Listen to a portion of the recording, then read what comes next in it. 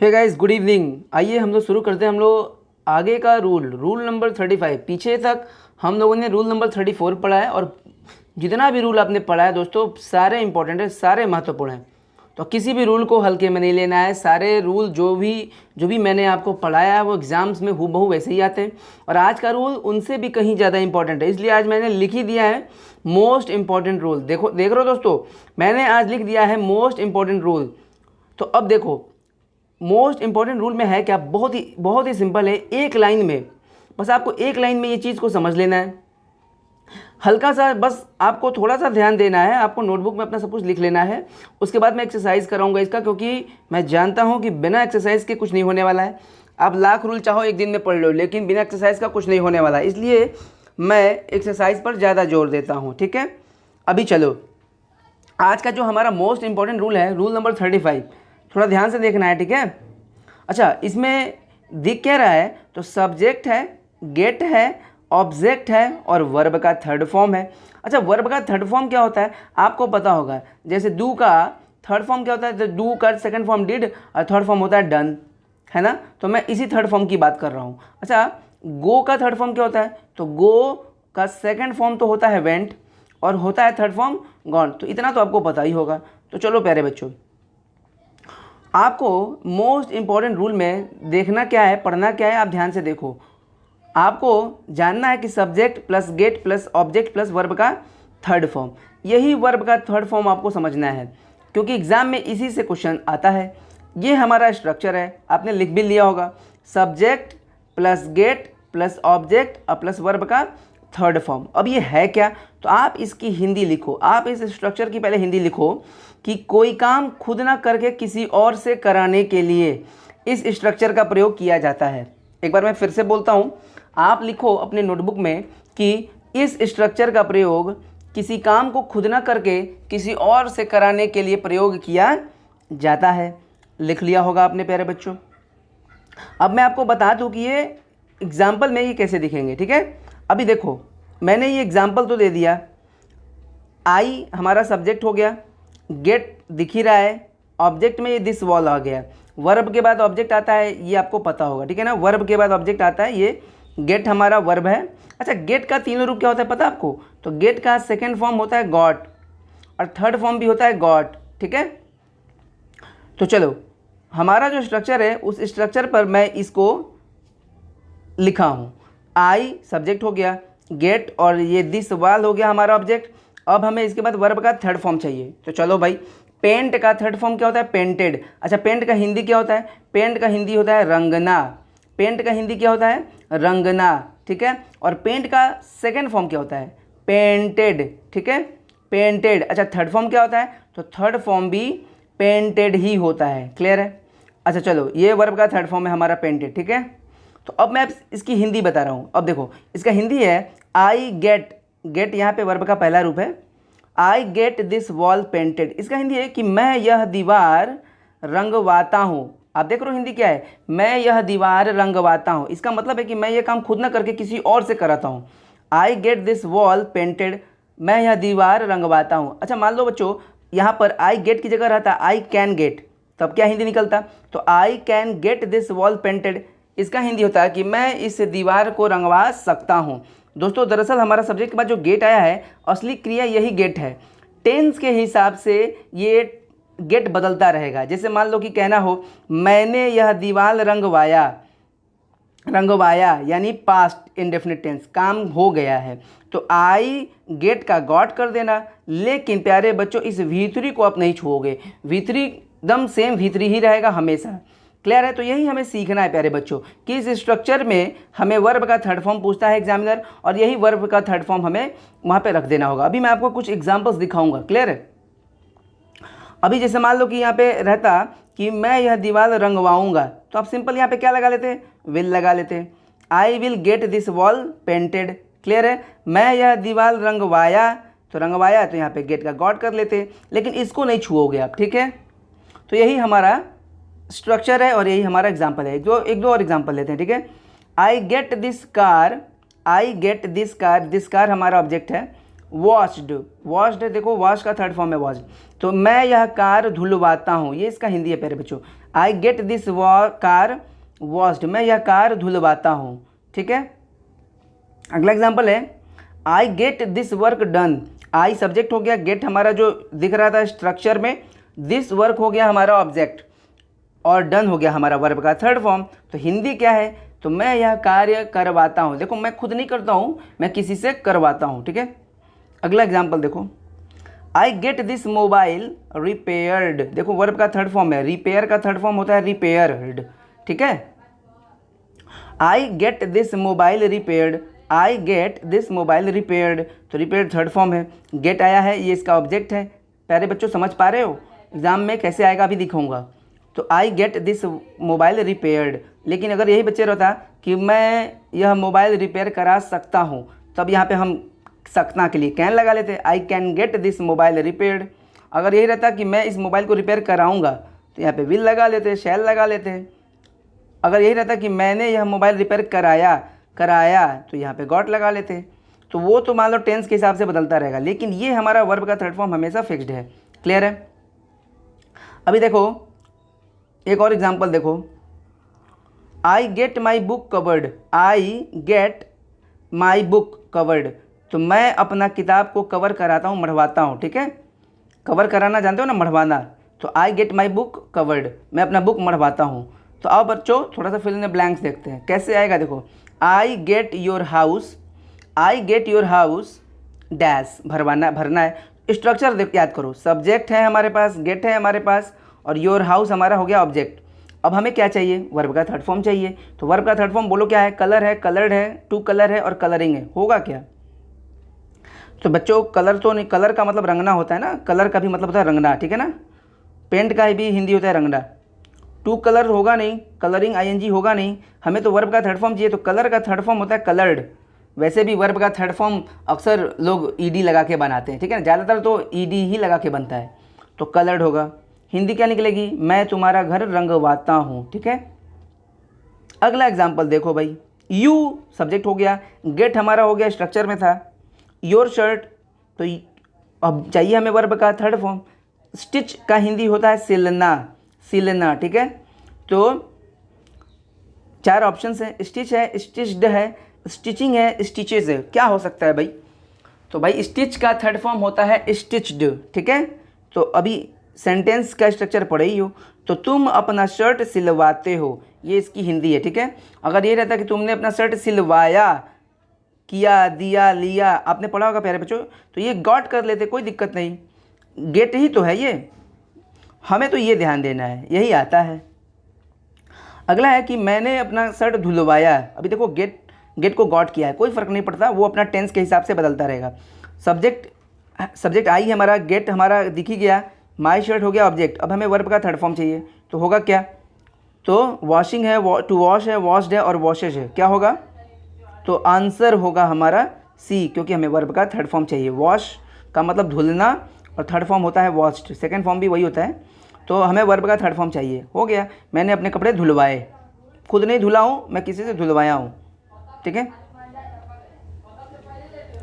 I will gate, आप will को देखकर परेशान ना होना, ठीक है। गेट केवल रहता तो तातेती की हिंदी निकलती, विल लग गया तो गागेगी की हिंदी निकलेगी। तो आई विल गेट दिस मोबाइल, चार ऑप्शन है भाई, सेल है, टू सेल है, सोल्ड है और सेलिंग है। हमें वर्ब का थर्ड फॉर्म चाहिए ना इस स्ट्रक्चर में। सेल का सेकंड फॉर्म सोल्ड होता है, थर्ड फॉर्म भी सोल्ड होता है। तो बोलो होगा क्या, तो मैं यह मोबाइल बिकवाऊंगा, I will get this mobile sold, तो क्या होगा भाई, सी, सोल्ड, ठीक है। तो भाई बहुत ही टू द पॉइंट टॉपिक है ये, अगर आप पढ़े हो तो ही कर पाओगे। The manager got the employees, देखो द मैनेजर सब्जेक्ट हो गया, गेट है ही है, ये गेट है जिसका सेकंड फॉर्म दिया है। ऑल द एम्प्लॉयज़ हो गया हमारा ऑब्जेक्ट।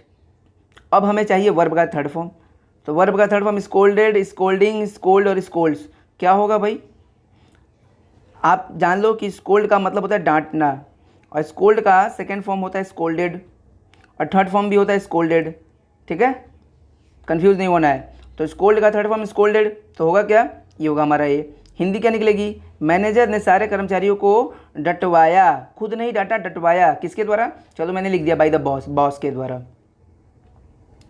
अगला एग्जाम्पल है I want to get my shoes dash. I want to get, ये वॉन्ट टू से परेशान ना होना, ठीक है, चाहता हूँ का हिंदी दे देगा। I want to get my shoes, get है, गेट दिख ही रहा है हमारा, ठीक है। माई हाउस, माई शूज इसका ऑब्जेक्ट हो गया और हमें भरना है वर्ब का थर्ड फॉर्म। तो बताओ, मेंड का हिंदी होता है मरम्मत करना, मेंड का हिंदी मरम्मत करना। मैं अपने जूते मरम्मत कराना चाहता हूँ। अगर ये रहता मैं मरम्मत कराऊंगा तो यहाँ पे विल हो जाता, चाहता हूँ तो आई वॉन्ट टू हो गया। ये हमेशा V3 फिक्स रहेगा। तो बताओ क्या होगा? तो मेंड जो है ना, मेंड मरम्मत कराना, और मेंड का सेकेंड फॉर्म होता है मेंडेड और थर्ड फॉर्म होता है मेंडेड ही। एग्ज़ाम में आया हुआ है इसलिए ऐसे एग्जाम्पल्स दिया हूँ। तो बताओ होगा क्या आंसर? आंसर होगा बी, मेंडेड। मैं अपने जूते मरम्मत कराना चाहता हूँ। I got the letter, I got the letter dash. अब होगा क्या? राइट, रोट है, राइट है, रिटेन है और टू राइट है, क्या होगा? तो आई देखो सब्जेक्ट है, गेट का सेकंड फॉर्म गॉट, कोई बात नहीं, द लेटर उसका ऑब्जेक्ट हो गया। मैंने पत्र लिखवाया, ये हिंदी निकलेगी। तो बताओ आंसर क्या होगा? V3 हमें हमेशा याद रखना है, सी होगा। अगला है आई कैन गेट यू, सकता है का हिंदी देगा। I can get you dash by my father. Beat का क्रिया चल रहा है यानी पिटवाना है। मैं तुम्हें पिटवा सकता हूँ अपने पिता के द्वारा। 4 ऑप्शंस हैं, टू बीट, बीट्स, बीटिंग और बीटेन। क्या होगा? बीट मतलब पीटना होता है, इसका सेकेंड फॉर्म भी बीट ही होता है, ठीक है ना। पढ़ते हैं इसे बैट, बैट, और थर्ड फॉर्म होता है बीटेन, ठीक है ना। तो हमें तो थर्ड फॉर्म ही चाहिए। तो होगा क्या आंसर? डी। इसका आंसर क्या होगा? डी होगा, बीटेन। क्लियर है? तो मैं तुम्हें पिटवा सकता हूँ मेरे पिता के द्वारा। क्लियर है? इसमें एक नोट मैं आपको और बताना चाहूँगा, ये हो चुका है लेकिन एक नोट आप लिख लो, ठीक है। मैं आपको बता दूँ, एक नोट मैं आपको बता देना चाहता हूँ। एडवांस इंग्लिश में कभी कभी आता है, आप नोट करके लिख लो, शुरू में ही नोट करके लिख लो कि इस गेट के जगह पे आप हैव भी लगा सकते थे। क्या लगा सकते थे? हैव। आप नोट लिख लो, subject plus have plus object plus V3। जैसे I get this wall painted, आप लिख सकते थे I have this wall painted, और हिंदी में कोई अंतर नहीं आएगा, ठीक है। तो ये एक्स्ट्रा नोट है थोड़ा, आप लिख सकते हो subject plus gate plus object plus V3 को आप लिख सकते हो subject plus have plus object plus V3। जैसे I get this wall painted, मैं यह दीवार रंगवाता हूँ, या आई हैव दिस वॉल पेंटेड।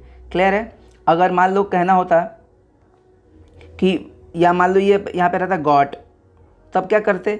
तो हैव का सेकेंड फॉर्म होता है हैड, तो आप लिखते I had this wall painted. Clear है? तो आप चाहो तो गेट की जगह क्या लगा सकते हो? हैव, और टेंस के हिसाब से अपना ये बदलता रहेगा। मेन हमारा गेट ही है, गेट ही पढ़ना है, ठीक है।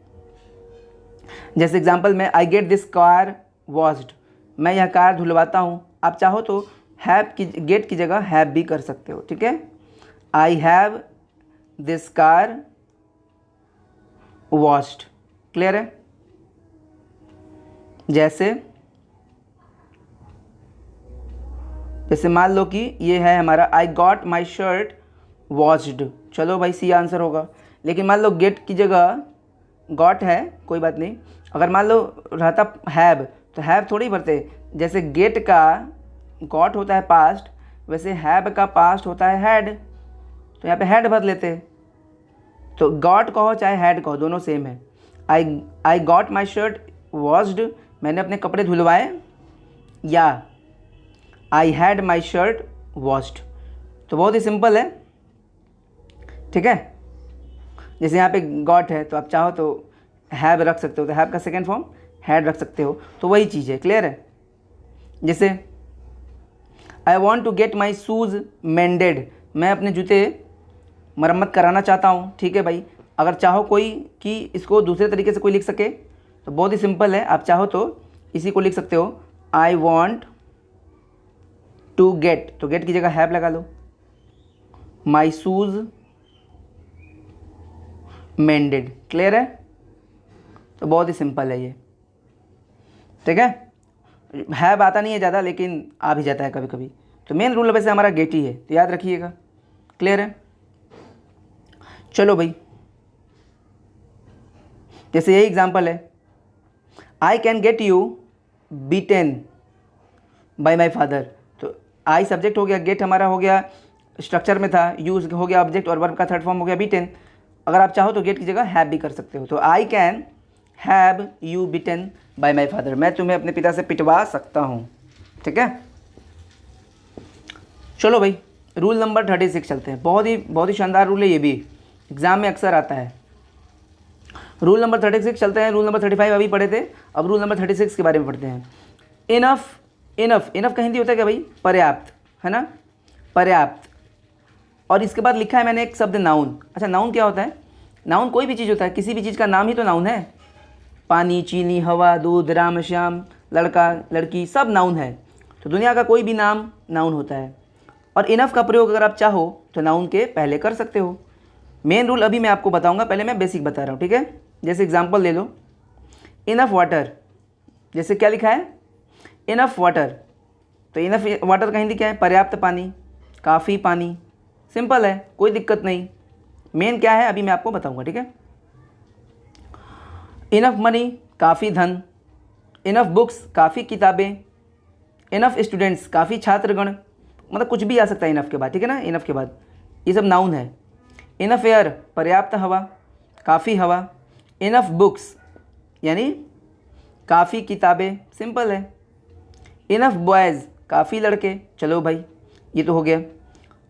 तो यानी ये तो बहुत ही सिंपल चीज़ है। अब आपको समझना क्या है, देखो, अगर इनफ के बाद एडजेक्टिव आ जाए, मैंने इसके पहले क्या बताया था? नाउन। अब क्या है? एडजेक्टिव। इनफ के बाद अगर नाउन आ जाए, ठीक है भाई, लेकिन अगर इनफ के बाद एडजेक्टिव आ जाए तो थोड़ा सा समझना है हमें। पहले आप ये समझो कि एडजेक्टिव होता क्या है। नाउन तो आप जानते हो, नाउन का मतलब नाम, किसी भी चीज़ का नाम ही नाउन है। लेकिन एडजेक्टिव क्या है तो थोड़ा समझो। एडजेक्टिव, एडजेक्टिव से स्पेशली गुण बताते हैं हम लोग। और मैं आपको थोड़ा पहचानने का ट्रिक बता दूं, दुनिया का कोई भी शब्द एडजेक्टिव तभी है जब वो किसी नाउन के बारे में बता सके। जैसे बहादुर। अब आपसे कोई पूछे कि बहादुर एडजेक्टिव है कि नहीं, तो आप कैसे चेक करोगे? तो मैं आपको एक ट्रिक बताता हूँ। किसी भी दुनिया का कोई भी एडजेक्टिव अगर कोई शब्द को दिखाकर पूछ दे कि वह शब्द एडजेक्टिव है कि नहीं, तो आपको सिंपल एक चीज़ करना है। जैसे मान लो मैंने कहा बहादुर, और किसी ने पूछा कि बहादुर एडजेक्टिव है कि नहीं, तो आप कहना कि मन में बहादुर के बाद कोई नाउन रख के देखना, कोई भी नाम रख के देखना। अगर बोलने में अच्छा लगेगा तो समझ जाना कि एडजेक्टिव है। जैसे बहादुर लड़का, बहादुर आदमी, बोलने में अच्छा लग रहा है ना, तो बहादुर एडजेक्टिव है। क्लियर है? जैसे मान लो मैंने कहा टॉल, टॉल एडजेक्टिव है कि नहीं, यानी गुण है कि नहीं, तो कैसे करोगे? तो आप इसके बाद कोई मन में नाउन रख के देखो। जैसे tall boy, tall girl, tall person, तो ये टॉल एडजेक्टिव है। ठीक है, फिर से काइंड, काइंड एडजेक्टिव है कि नहीं? काइंड की हिंदी है दयालु। आप हिंदी में ही बैठा के देख लो, दयालु राजा, दयालु आदमी, दयालु लड़का, इसका मतलब काइंड एडजेक्टिव है। ठीक है, जैसे मान लो मैंने कहा कि सुरेश एडजेक्टिव है कि नहीं, तो सुरेश के साथ कोई नाउन आप भर के देखो, बैठेगा ही नहीं। सुरेश आदमी, सुरेश लड़का, नहीं बैठ रहा है, तो सुरेश एडजेक्टिव नहीं है। ठीक है, जैसे मान लो मैंने कहा अच्छाई, अच्छाई एडजेक्टिव है कि नहीं, तो आप मन में बोल के देखो, अच्छाई लड़का, अच्छाई आदमी, नहीं बैठ रहा ना, तो ये एडजेक्टिव नहीं है। जैसे अच्छा, ये शब्द एडजेक्टिव है कि नहीं, तो आप चेक करके देख लो मन में, अच्छा लड़का, अच्छा आदमी, अच्छा घर, तो नाउन कोई ना कोई नाम आ जा रहा है, अच्छा भी लग रहा है बोलने में, तो ये शब्द एडजेक्टिव है। तो अब देखो प्यारे बच्चों, आपको समझना क्या है, इनफ के साथ अगर नाउन आता तब तो सही है, लेकिन इनफ के बाद अगर एडजेक्टिव आएगा तो ये गलत होगा। सही क्या होता है तो देखो ध्यान से, कभी भी इनफ का प्रयोग एडजेक्टिव के पहले नहीं बाद में होता है। आप ध्यान से देखो, यहाँ पे इनफ एडजेक्टिव के पहले है ना, ये गलत है। इनफ का प्रयोग कहाँ होता है? बाद में होता है, यानी हमेशा एडजेक्टिव के बाद इनफ का प्रयोग होता है। मैंने एडजेक्टिव को पहचानना क्यों बताया, ताकि आप कंफ्यूज ना हो। नाउन और एडजेक्टिव में नाउन के साथ इनफ का प्रयोग पहले होता है और एडजेक्टिव के साथ इनफ का प्रयोग बाद में होता है। अब मैं आपको एग्जांपल से समझाऊंगा, ठीक है। जैसे देखो, आई एम इनफ टॉल। अब ये सेंटेंस में इनफ आया है टॉल के पहले, तो टॉल है क्या? टॉल एडजेक्टिव है। कैसे? Toll boy, tall man, tall girl. Hindi में अच्छा लग रहा है ना, लंबा लड़का, लंबा आदमी। तो टॉल एडजेक्टिव है और एडजेक्टिव के पहले इनफ का प्रयोग नहीं होता है, इनफ का प्रयोग एडजेक्टिव के बाद होता है। तो सेंटेंस होगा टॉल इनफ। तो सेंटेंस सही क्या होगा? Tall enough. ठीक है, आई एम टॉल इनफ, मैं काफ़ी लंबा हूँ। अगला एग्जाम्पल है यू आर ब्रेव इनफ। ये सही है कि गलत है? वैसे तो ये गलत लिखा है भाई, मैं बोला सही हूँ। यू आर इनफ ब्रेव, तो सुनने में अच्छा लग रहा है। इनफ ब्रेव का मतलब क्या है? देखो, ब्रेव एडजेक्टिव है, कैसे पता? तो ब्रेव का हिंदी होता है बहादुर, बहादुर लड़का, बहादुर आदमी। तो बहादुर एडजेक्टिव है यानी विशेषण है, और विशेषण के साथ इनफ का प्रयोग पहले नहीं बाद में होता है। तो होगा क्या? You are brave enough. ठीक है, यू आर ब्रेव इनफ। ठीक है ना, नाउन के पहले आ सकता है लेकिन एडजेक्टिव के बाद आएगा। जैसे she is enough beautiful, Hindi तो अच्छा लग रहा है, वह काफ़ी सुंदर है, लेकिन ये गलत है क्योंकि ब्यूटीफुल जो है ना वो एडजेक्टिव है। ब्यूटीफुल गर्ल, ब्यूटीफुल मैन, सुंदर आदमी, सुंदर लड़की। तो इनफ का प्रयोग कहाँ होगा? बाद में होगा। ENOUGH, enough. ठीक है, मुकेश इज़ इनफ हैंडसम, सही है कि गलत है? इसे चेक करने के पहले हमें ये पता करना होगा कि एडजेक्टिव है भी कि नहीं। हैंडसम एडजेक्टिव है, कैसे? Handsome boy, handsome girl, sorry handsome person. तो हैंडसम का प्रयोग किसी आप नाउन के साथ कर पाते हो, जब आप कर पाते हो तो ये एडजेक्टिव है, और इनफ का प्रयोग एडजेक्टिव के पहले नहीं एडजेक्टिव के बाद होता है। तो कहाँ होगा? यहाँ होगा। क्लियर है? अगला है सी इज़ इनफ क्लेवर, सही है? पहले क्लेवर के बारे में जान लो। क्लेवर का हिंदी क्या होता है? चालाक, और चालाक एडजेक्टिव है, कैसे? चालाक आदमी, चालाक लोमड़ी, चालाक इंसान, चालाक लड़का। तो ये सब नाउन के साथ बैठ जा रहा है पहले। तो इनफ इसके साथ पहले नहीं आ सकता, एडजेक्टिव के साथ इनफ पहले नहीं बाद में आता है। क्लियर है? तो क्लेवर इनफ होगा। ठीक है ना? लेकिन अगर मैं यही कहता आई हैव इनफ वाटर, तब? तो प्यारे बच्चों, वाटर नाउन है, वाटर किसी चीज़ का नाम है, और नाउन के पहले इनफ का प्रयोग आराम से हो सकता है। लेकिन अगर एडजेक्टिव के साथ इनफ का प्रयोग करना हो तो बाद में। तो यही सीखना था आपको। ठीक है, तो आइए कुछ एग्जांपल्स देखते हैं। ठीक है, और कुछ एग्जांपल्स देखते हैं जैसे एग्जाम में आता है। The king is enough kind to help the poor. आपको बताना है कि इसमें एरर कहाँ है। प्यारे बच्चों, अगर आपको पता होगा तो ही आप बता पाओगे। इनफ का प्रयोग हुआ है और काइंड के साथ हुआ है। काइंड है क्या? काइंड का हिंदी होता है दयालु। दयालु शब्द एडजेक्टिव है कि नहीं? देखो, दयालु लड़का, दयालु आदमी, हम किसी नाउन की विशेषता बता सकते हैं इससे।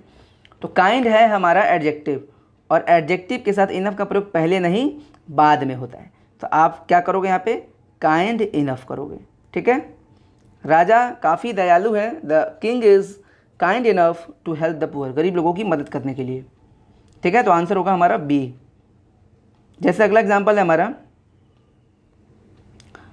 People who are enough fortunate to own houses in the city are very few. भाव को समझना है। लोग जो हैं काफ़ी भाग्यशाली अपना घर खरीदने के लिए शहर में, वो ऐसे लोग बहुत कम है। Are very few. मैं फिर से हिंदी बोलता हूँ, ऐसे लोग जो, हु का मतलब जो होता है, ठीक है, जो भी होता है। तो लोग ऐसे जो काफ़ी भाग्यशाली हैं अपना घर खरीदने के लिए शहर में, आर वेरी फ्यू, मतलब बहुत कम है ऐसे लोग जो शहर में अपना घर खरीद सकें। तो आंसर होगा क्या?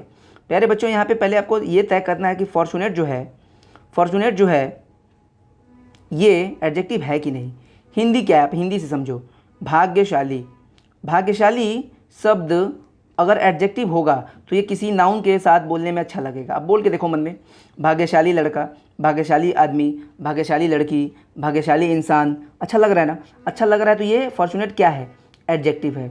और आप रूल पढ़े हो कि एडजेक्टिव के साथ इनफ का प्रयोग पहले नहीं बाद में होता है। दोस्तों, अगर आप इंग्लिश में नहीं पकड़ पा रहे हो कि एडजेक्टिव है कि नहीं, तो आपको उसकी हिंदी से पकड़नी होगी। ठीक है, इसके लिए वर्ड पावर स्ट्रांग होना चाहिए। क्लियर है? तो चलो प्यारे बच्चों, इसका आंसर होगा बी, क्योंकि होना चाहिए था people who are fortunate enough. Clear है? कोई दिक्कत हो पूछिएगा। ठीक है, Mahesh is enough brave to face any animal in the jungle. मतलब जंगल में किसी भी जानवर का सामना करने के लिए महेश काफ़ी बहादुर है। आपको बताना है कि ये इसमें सही, इसमें गलत क्या है। तो प्यारे बच्चों, आपको पता तो हो ही गया होगा कि ब्रेव एडजेक्टिव है। कैसे पता? Brave boy, brave man, brave girl सब होता है, यानी ब्रेव नाउन की विशेषता बताता है और नाउन की विशेषता एडजेक्टिव ही तो बताएगा। तो एडजेक्टिव के साथ इनफ का प्रयोग पहले किया है तो गलत किया है ना, इनफ कहाँ आएगा? बाद में आएगा। क्लियर है? चीज़ें आप भूल सकते हो, इसलिए अभ्यास करते रहिएगा। महेश इज़ ब्रेव इनफ होना चाहिए यहाँ पे, और आंसर होगा बी। तो महेश काफ़ी ज़्यादा बहादुर है to face any animal in the jungle, जंगल में किसी भी जानवर को फेस करने के लिए काफ़ी बहादुर है। ठीक है, तो दोस्तों प्रैक्टिस करते रहिएगा, भूलिएगा नहीं चीज़ों को। अभ्यास करेंगे तभी याद रहेगा, नहीं तो सब कुछ भूल जाएगा। Thank you.